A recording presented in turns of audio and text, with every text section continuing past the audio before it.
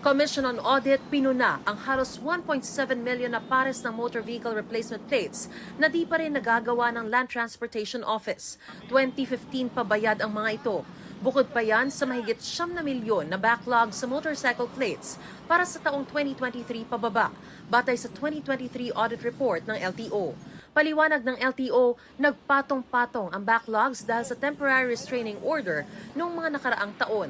Pangako nila, tatapusin ang problema sa backlog ng mga plaka sa June 2025. Pilipinas at Indonesia pumirma na sa kasunduan para sa pagpapauwi sa Pinay death row convict sa Indonesia na si Mary Jane Veloso. Sinabi ng Indonesian government na makakauwi si Veloso bago magpasko. Mariz Umali nagbabalita para sa GMA Integrated News. Huwag magpahuli sa mga balitang dapat niyong malaman. Mag-subscribe na sa GMA Integrated News sa YouTube.